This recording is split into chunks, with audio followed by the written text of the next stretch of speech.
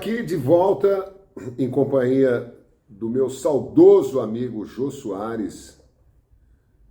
Aqui é uma foto de quando eu estive no programa do Jô.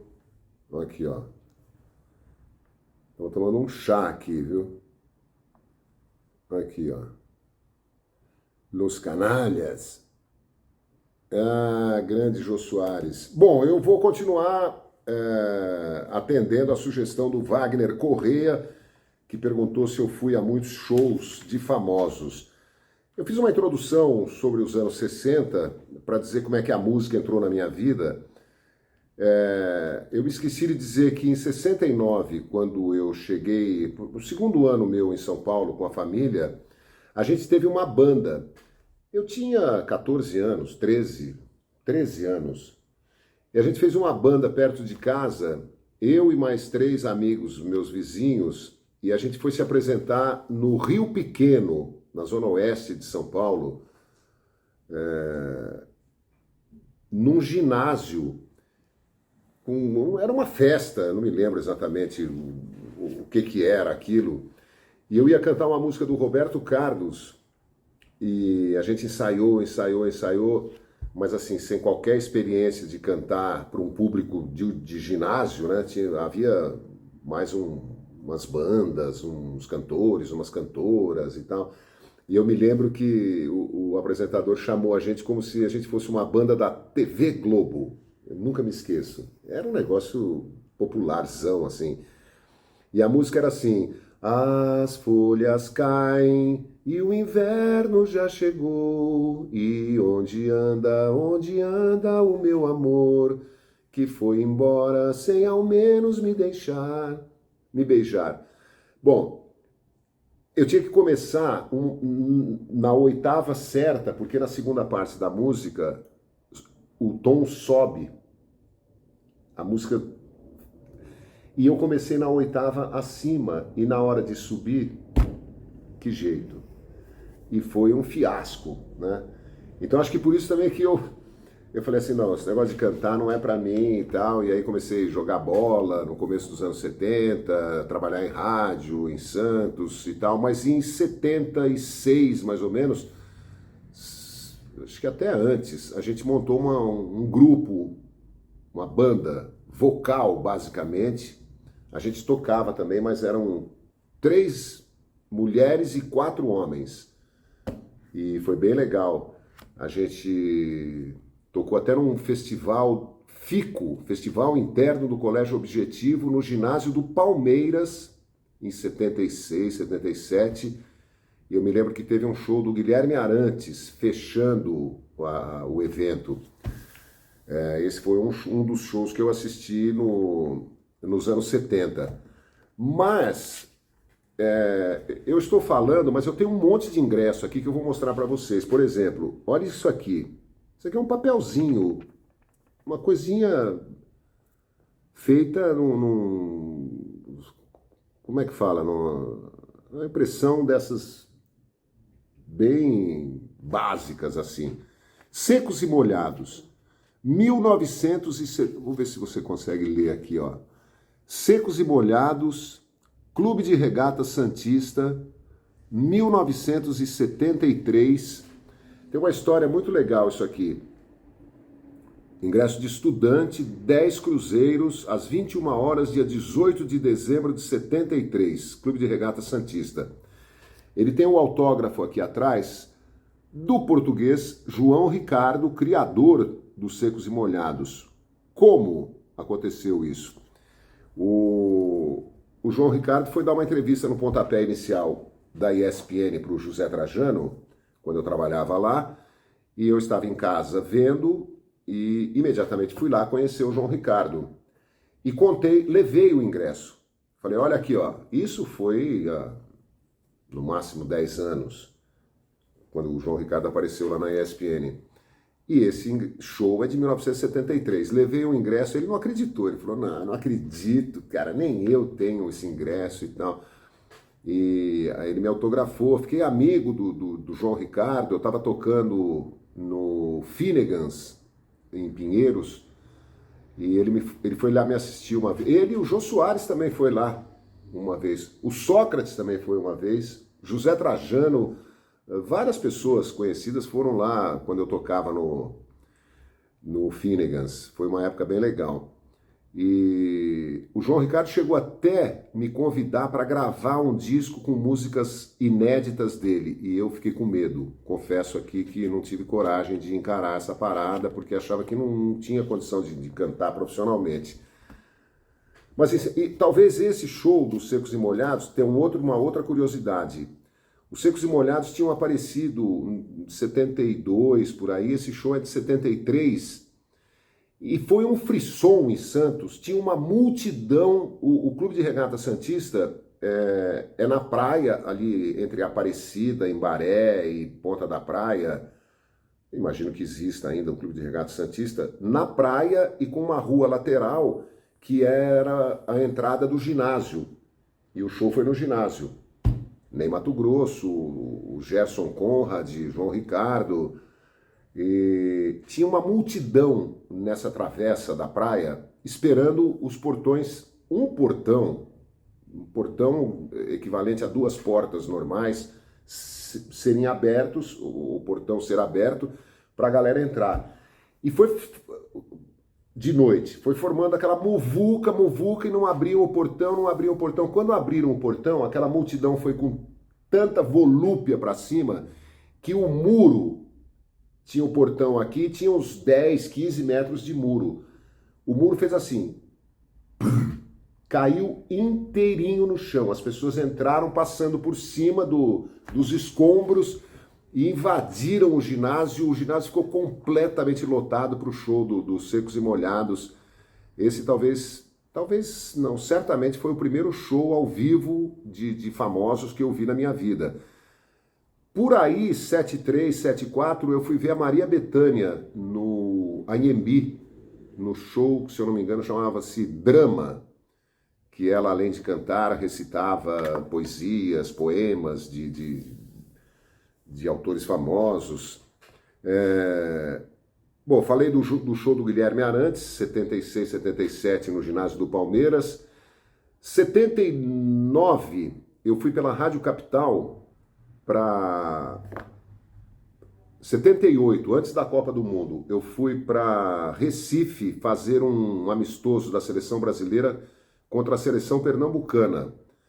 Eu tenho quase certeza que foi nessa minha ida a Recife que eu assisti um show do trompetista Márcio Montarroios, que é um grande músico brasileiro, no topo, no último andar do Hotel Quatro Rodas em Olinda. Foi um negócio deslumbrante também, aquela visão noturna de Olinda, Recife, o mar. Márcio Montarroios, não me esqueço. Em 79, eu fui para Fortaleza fazer um jogo Santos e Fortaleza e topei à tarde, passeando pela praia, com um show do Robertinho do Recife, grande guitarrista, que hoje em dia toca rock and roll. Ele com a Emilinha, que cantava um elefante brinca muito mais se uma menina vai correndo atrás, com o Robertinho do Recife tocando guitarra. Na volta da Jurema, em Fortaleza, assim, à tarde, na praia, foi muito legal também. Eu acho que...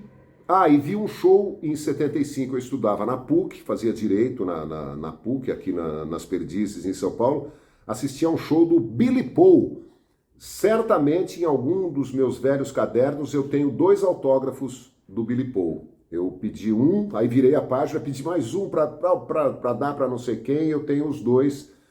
Billy Paul, que cantava Me and Mrs. Jones, we got a thing going on.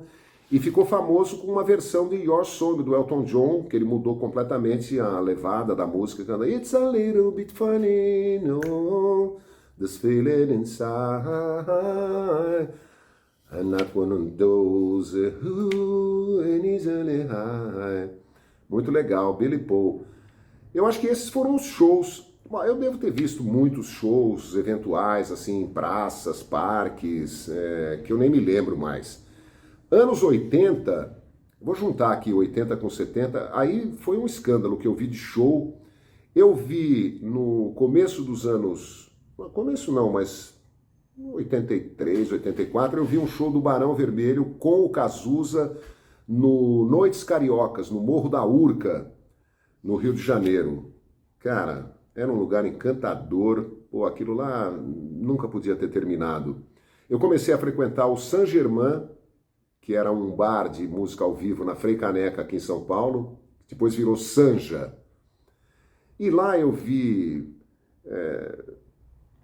Teco Cardoso, saxofonista, Pixinga, baixista, Faísca, guitarrista, até o Hermeto Pascoal um dia apareceu lá, deu uma canja. Era um lugar de som instrumental, basicamente, de altíssimo nível. Essas coisas parece que não tem mais em São Paulo, né? Fui ao Rock in Rio, número 1, o Rock in Rio de 1985. Fui de trem para o Rio, ver o Yes, que era a última atração da última noite. O Yes fechou o Rock in Rio, que teve Freddie Mercury, teve Rod Stewart, teve um monte de gente. E essa noite, antes do Yes, teve Gilberto Gil, teve B-52s, B-52, Blitz, Nina Hagen, Barão Vermelho. Eu me lembro que quando a gente chegou no Rocódromo lá em Jacarepaguá, o Barão já tinha começado o show, era 4h15 da tarde, e o Barão abriu a última data. E o curioso é que quando eu fui há 2 anos cantar no The Voice lá no Rio, a gente ficou no Hilton Barra, e aquilo lá totalmente povoado de restaurantes, prédios, condomínios, bares, avenidas e tal, totalmente civilizado, entre aspas. E eu uma hora perguntei lá, escuta, mas aonde que era o... Porque nós estamos aqui meio em Jacarepaguá, né, Barra, Jacarepaguá e tal. Onde que era onde foi o Rock in Rio? Que naquela época que eu fui era um descampado, não tinha nada, né? Choveu nessa última noite, assim, não choveu, mas choveu durante o Rock in Rio, e tinha uma lagoa dentro do espaço do público, uma lagoa de barro. Eu me lembro que quando acabou o Rock in Rio, os negros vinham correndo, pulavam de peito e escorregavam naquele brejo, né? Foi uma loucura, tá todo mundo louco. E o pessoal do hotel falou assim, esse terreno enorme que tem aqui do lado do hotel é onde foi realizado o Rock in Rio. Do lado do hotel que eu fiquei, achei muito legal isso aí.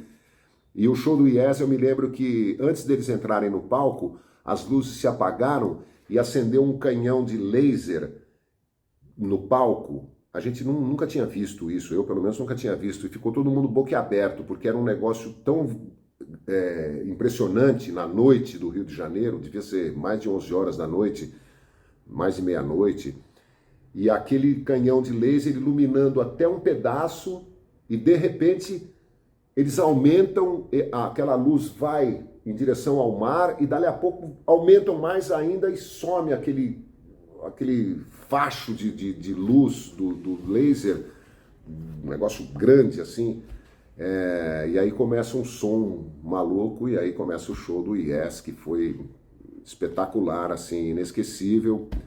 Nos anos 80, no Radar Tantan, que era uma casa de shows aqui na Barra Funda, em São Paulo, eu vi Lulu Santos e vi mais alguém que eu não me lembro.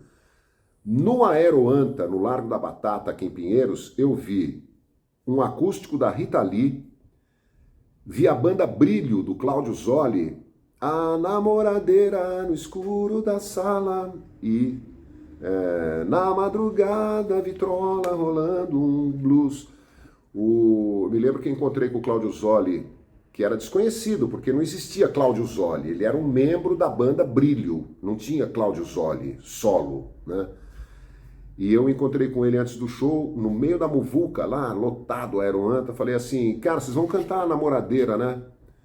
Ele falou, não, essa música não tá mais, não tá nem no repertório mais da banda, a gente já... Eu falei, meu, você tá louco? Como assim? Tá todo mundo aqui pra ver você cantar tocando um B.B. King sem parar, e a Namoradeira. Cada Um é o nome da música, né? Agora é cada um, cada um. E ele falou assim, vou falar com a banda. E aí eles tocaram, só que eles não tinham ensaiado. Eu me lembro que o Cláudio Zoli errou 2 ou 3 vezes, assim, tropeçou na letra da música. E no final a gente se encontrou de novo no saguão, naquela muvuca toda. Ele me viu assim e falou assim, toquei por sua causa, hein? Eu falei, grande, valeu, cara, que legal. Lá no Aeroanta também vi um show do Cazuza, vi um show do Lulu Santos. Eu me lembro que eu cheguei 7 horas da noite, antes de voltar para casa. Não sei se eu trabalhava na TV Record, na Gazeta, não me lembro. Eu me lembro que eu cheguei 7 horas da noite. A banda do Lulu estava passando o som no palco. Eu entrei, estava vazio, a porta aberta assim. Entrei no Aeroanta, Lulu Santos com os 2 cotovelos no balcão, assim, olhando a banda regular o som, né? E eu falei assim, Lulu Santos, e dei a mão assim para ele, e ele continuou com os 2 cotovelos no balcão. E eu não sei de onde que eu tirei isso. Eu falei para ele assim, pô, me dá a mão aí, afinal de contas eu canto suas músicas melhor do que você. Uma coisa que eu acho que eu nunca contei, assim, a nossa banda lá de Brotas, a banda do Moleque Doido, anos 90 e começo dos anos 2000, a gente foi para Uberaba umas 2 ou 3 vezes tocar, e a gente tinha Lulu Santos no repertório, música internacional, música samba, música brasileira, samba não, mas MPB, e muito pop, né, dos anos 80, 90.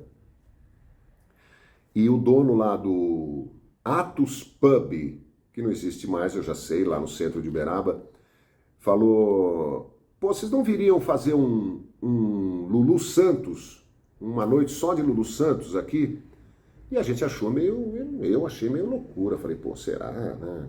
Aí voltamos para Brotas, dali uns dias eu conversei com o Leonardo, baterista, o Buiú, guitarrista e vocal, e o Juliano Cabeção, baixo.